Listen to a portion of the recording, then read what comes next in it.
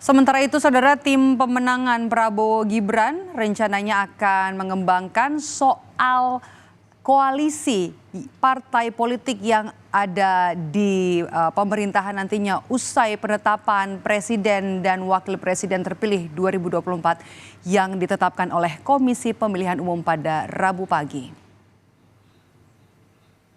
Kepada partai-partai koalisi, kami berharap kita semua akan terus bersatu dalam pemerintahan Prabowo Gibran, dan kami akan terus mengembangkan koalisi karena kita memerlukan Indonesia yang kuat, pemerintahan yang kuat untuk menatap masa depan Indonesia yang lebih baik.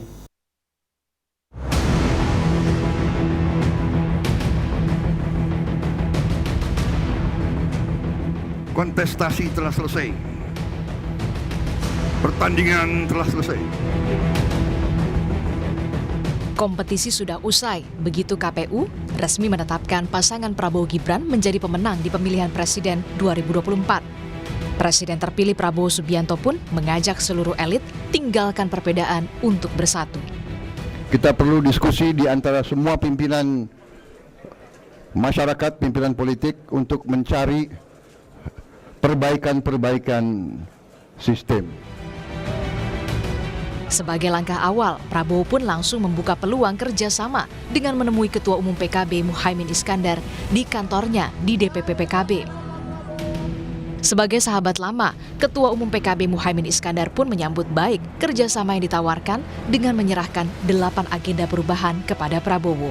PKB dan Gerindra ingin terus bekerja sama lebih produktif lagi, apalagi Pak Prabowo sebagai presiden menghadapi berbagai agenda pembangunan yang begitu menantang di masa yang akan datang. Bagi kepentingan itu maka kita berharap PKB dan Gerindra terus menjalin kerjasama dalam berbagai bidang legislatif maupun di berbagai ikhtiar mewujudkan suksesnya menuju masyarakat adil dan makmur. Lalu, bagaimana nasib Partai Nasdem setelah koalisi perubahan bubar jalan? Ketua Umum Partai Nasdem Surya Paloh tampaknya belum final memutuskan apakah berada di luar atau masuk ke dalam pemerintahan. Maksudnya pasti apakah ini masuk dalam pemerintahan atau luar pemerintahan. Nah, ini kita sedang kaji bersama juga. Jadi belum sampai ke tahap final. Saya mulai katakan sama teman-teman PKS, coba renungkan baik-baik, apa yang terbaik bagi negeri ini. PKS di luar pemerintahan apa di dalam pemerintahan. Tetapi bagi saya, yang saya pahamin, ada kesamaan PKS sama Nasdem itu. Apa kesamaannya? Siap dua-duanya. Lain halnya dengan PDI Perjuangan yang lantang menyebut siap berada di luar pemerintahan sebagai penyeimbang. Meski berbeda pandangan politik, hubungan Prabowo Mega dipastikan tetap berjalan baik. Saya lihat yang selama ini terjadi, kalau sikap ibu seperti ini kecenderungan bisa salah, bisa juga benar.